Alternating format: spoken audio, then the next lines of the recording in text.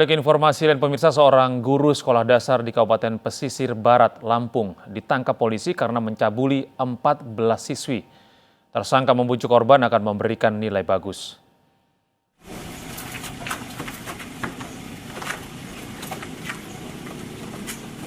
Satuan Reserse Kriminal Polsek Pesisir Utara Lampung menangkap seorang guru sekolah dasar yang berada di Kecamatan Lemong, Kabupaten Pesisir Barat, Lampung. Penangkapan pelaku berdasarkan laporan orang tua salah satu siswi kelas 4 SD berusia 10 tahun.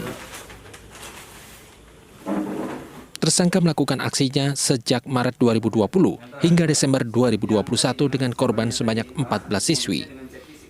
Pelaku melakukan aksinya di ruangan perpustakaan membujuk korban akan memberikan nilai bagus. Jadi selama ini nggak mudah.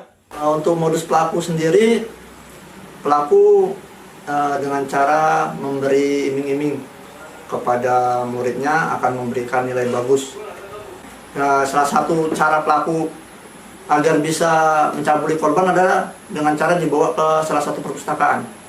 Sementara ini kami yang sudah datang ke Polsek baru 2 orang, tapi keterangan pelaku mengakui bahwa sudah ada 14 korban anak muridnya yang sudah jadi korban pencabulan. Selain menahan tersangka di Mapolsek Pesisir Utara Lampung, polisi juga menyita barang bukti pakaian sekolah korban. Tersangka dijerat dengan pasal perlindungan anak dengan ancaman hukuman penjara 15 tahun. Dari Pesisir Barat Lampung, Enrico Ngantung, iNews melaporkan. Masyarakat Kecamatan Moga, Pemalang, Jawa Tengah dikejutkan perilaku satu keluarga yang menyimpan jenazah. Mereka menyimpan jenazah putrinya yang diduga telah meninggal selama 2,5 bulan.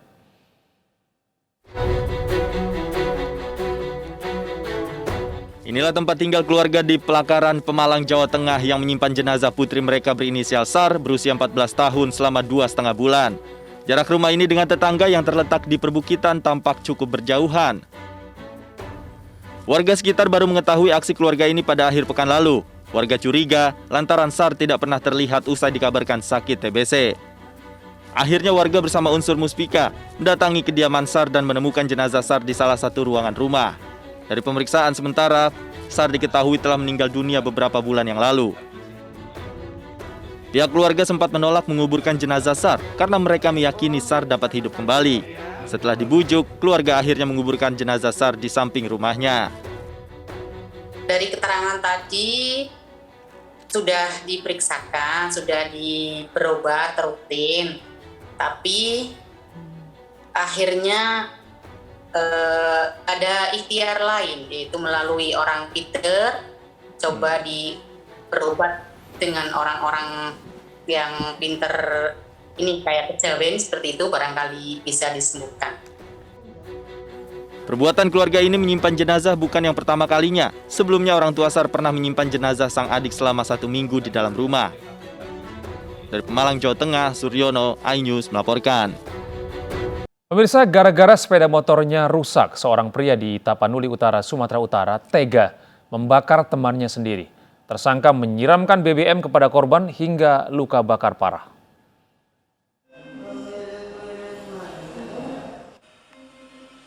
JF, warga Tapanuli Utara, Sumatera Utara terbaring lemah di bangsal rumah sakit akibat dibakar temannya. Ia terluka di bagian kepala, leher, hingga tangan. Peristiwa bermula saat tersangka AF meminta korban memperbaiki sepeda motornya sebab korban kerap meminjam sepeda motor tersangka. Namun kesal karena tidak digubris korban, tersangka menyiramkan pertalite dan menyulutnya hingga korban terbakar. Tersangka ini sering dipinjami kereta ya, sepeda motor oleh korban ya. Nah, ketika selesai meminjamkan menggunakan kereta ini ya, terlapor ini siapa ini tersangka ini merasa tidak nyaman ya, tidak nyaman karena apa? Ketika kereta itu dikembalikan miliknya itu ya, selalu ada aja kerusakan ya. Akibat perbuatannya, tersangka AF kini ditahan dan terancam hukuman 5 tahun penjara. Dari Tapanuli Utara, Sumatera Utara, Aris Fernando Manalu, iNews melaporkan. Kepergok saat mencuri sepeda motor, pelaku curanmor bersenjata golok nyaris tewas dihajar warga. Beruntung pelaku selamat setelah dibawa tokoh masyarakat ke Polsek Cisoka.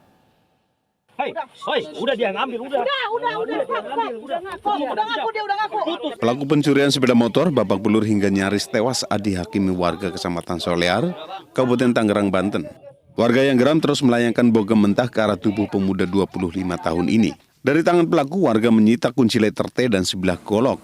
Pelaku sempat membawa kabur sepeda motor bersama rekannya. Namun pelaku akhirnya tertangkap setelah sempat kejar-kejaran dan ditabrak korban. Rekannya berhasil melarikan diri dari kepungan warga. Kabur, nah ibu teriak sama anak di depan tuh, Ipan. Nah, kita ada di dalam, keluar semua. Nah ternyata motor udah kabur. Nah si Ipan bergegas langsung bawa motor orang tua ngejar ke sana. Alhamdulillah itu terkejar di perapatan Jengkol, langsung ditabrak aja situ. Kini pelaku menjalani pemeriksaan usai mendapat pertolongan medis. Sementara satu pelaku lainnya masih dalam pengejaran unit Reskrim Polsek Cisoka. Dari Kabupaten Tangerang, Banten, Aimarani, iNews melaporkan. Dua oknum polisi terdakwa kasus kekerasan kepada jurnalis divonis 10 bulan penjara. Kedua terdakwa dinilai terbukti bersalah melanggar tindak pidana pers.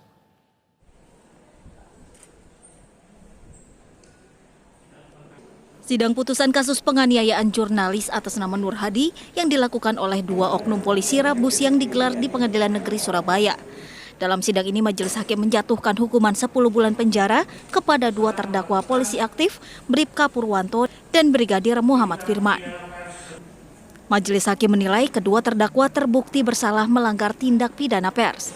Tak hanya itu, dua terdakwa juga divonis membayar restitusi kepada korban dan saksi kunci sebesar Rp13.813.000 dan saksi F sebesar Rp21.850.000. Sidang vonis kasus kekerasan jurnalis ini mendapat perhatian publik. Agung Darmajaya, Ketua Bidang Hukum Dewan Pers, menyatakan menghormati putusan hakim, namun ia menyayangkan kedua terdakwa tidak ditahan. Hormati betul putusan yang disampaikan, hanya barangkali rasa keadilan menjadi catatan penting dari 1,5 yang disampaikan, kemudian hari ini 10 bulan. Tadi sudah kita dengar bersama teman-teman. Yang tadi saya tidak dengarkan juga adalah ketika sudah 10 bulan itu tidak ada perintah penahanan. Kami pikir-pikir, tapi besar kemungkinan kami mau banding. 10 bulan nggak ringan Pak untuk orang yang berprofesi ya. Apalagi penyelesaiannya akan menyatakan penyelesaian persuasif dan perdamaian. Perintahnya Bapak yang di luar hotel itu. Meski diputus bersalah, hakim tidak memerintahkan penahanan kepada kedua terdakwa. Putusan ini diketahui lebih ringan dari tuntutan jaksa penuntut umum dengan pidana penjara masing-masing 1 tahun 6 bulan kepada kedua terdakwa. Dari Surabaya, Nur Syafei, iNews melaporkan. Sindikat penjualan daging penyu hijau di Pangkep berhasil ditangkap. Pelaku ditangkap dengan barang bukti 93 kg daging penyu yang akan dijual di rumah makan.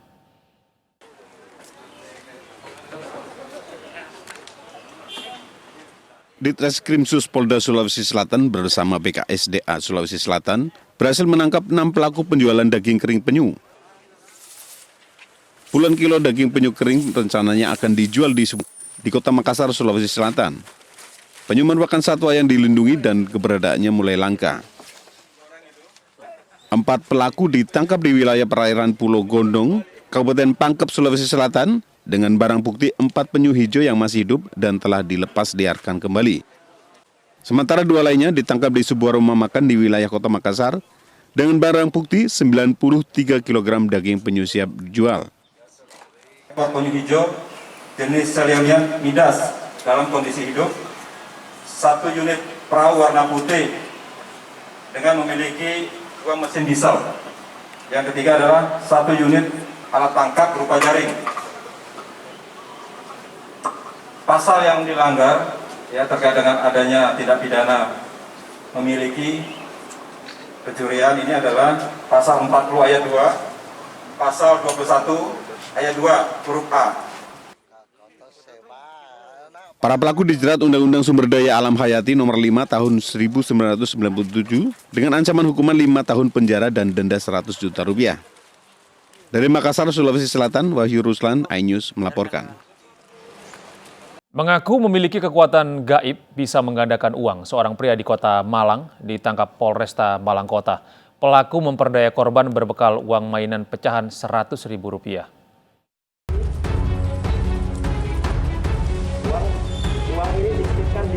Polresta Malang Kota menangkap AS, tersangka penipuan dengan modus menggandakan uang di Kota Malang. Tersangka berpura-pura memiliki kekuatan gaib untuk menggandakan uang. Di depan petugas, tersangka mempraktikkan kecepatan tangannya dalam mengelabui korbannya dengan memanipulasi letak uang di dalam kardus yang telah diletakkan uang mainan. AS ditangkap setelah polisi menerima laporan dari 2 korban yang mengaku tertipu hingga Rp40 juta. Pelaku mempraktekkan apa yang menjadi caranya dia dengan bacaan-bacaan yang dia sempat lakukan sehingga korban merasa yakin, dan setelah korban memasukkan uang, kemudian dalam kardus ini akhirnya ada jumlah uang yang keluar lebih dari jumlah yang dimasukkan daripada korban. Kemudian korban dengan percaya hal tersebut, korban akhirnya mentransfer uang kepada pelaku. Setelah lakukan transfer uang pada pelaku, sehingga akhirnya pelaku melarikan diri. Selain menangkap tersangka, polisi juga menyita barang bukti 5.000 lembar uang palsu pecahan Rp100.000 atau senilai Rp500 juta, buku tabungan, dan kartu ATM. Polisi menduga masih banyak korban lainnya mengingat tersangka kerap berpindah-pindah tempat tinggal. Akibat perbuatannya, tersangka dijerat pasal 378 KUHP dengan ancaman hukuman 4 tahun penjara. Polisi juga meminta jika ada korban lainnya yang mengalami penipuan penggandaan uang serupa untuk melapor ke Mapolresta Malang Kota. Dari Malang, Jawa Timur, Denny Irwansyah, iNews melaporkan. Pemirsa, seorang bocah menjadi korban tabrak lari di Jalan Yosudarso, Nias, Sumatera Utara. Polisi masih mengejar pelaku yang melarikan diri.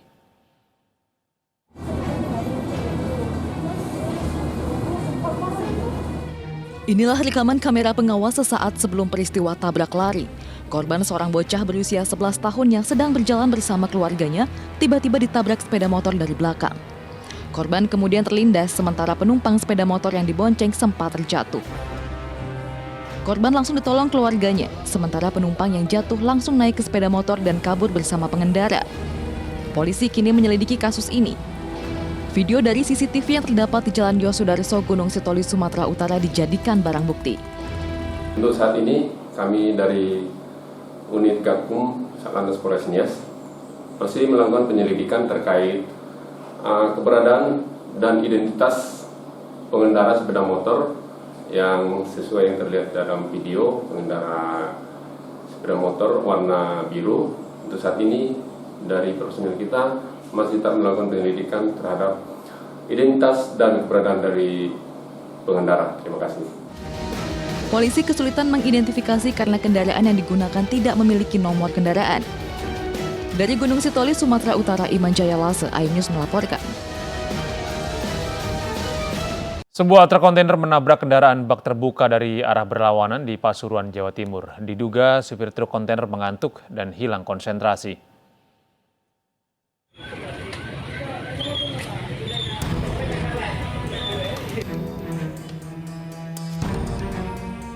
Kontainer dan dam truk rusak parah di bagian depan usai bertabrakan di jalur Malang Pasuruan, tepatnya di Jalan Raya, Desa Pakijangan, Wonorejo, Kabupaten Pasuruan.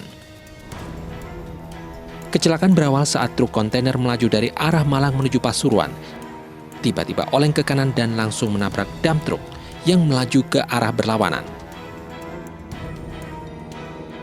Sama dari utara. Langsung kontainer itu langsung nabrak itu. Supir ngantuk sehingga menabrak tanpa adanya rem kendaraan yang dari arah Pasuruan yang ke Malang. Tak ada korban jiwa dalam peristiwa ini, sementara arus lalu lintas Pasuruan menuju Malang dan sebaliknya sempat tersendat. Dari Pasuruan, Jawa Timur, Jaka Samudra, iNews melaporkan.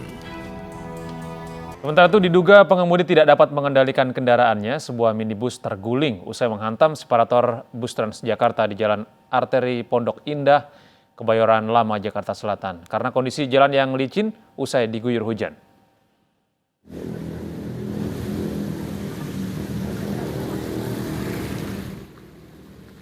Sebuah mobil terguling usai menghantam separator bus Transjakarta di Jalan Arteri Pondok Indah, Kebayoran Lama, Jakarta Selatan. Kecelakaan bermula saat mobil yang dikendarai seorang pria melaju kencang dari arah Pondok Indah menuju Permata Hijau. Saat melintasi jalan bercabang, mobil seketika menabrak separator busway dan akhirnya terguling. Diduga karena kondisi jalan yang licin pasca diguyur hujan, membuat pengemudi tidak mampu mengontrol kendaraannya. Tapi memang tadi keadaan kenceng juga tuh kali mobil ya? Kalau keadaan kenceng kurang tahu dah, kalau biasanya sih kalau di sini agak kenceng. Jadi abang taunya pas dia udah terbalik gitu ya? Udah posisi udah terbalik. Ada nggak tahu kejadiannya atau kalau udah rame. Warga langsung mengevakuasi pengemudi yang sempat terjebak di dalam mobil. Meski kondisi mobil mengalami rusak parah, beruntung pengemudi hanya mengalami luka ringan. Dari Jakarta, Rani Sanjaya, iNews melaporkan.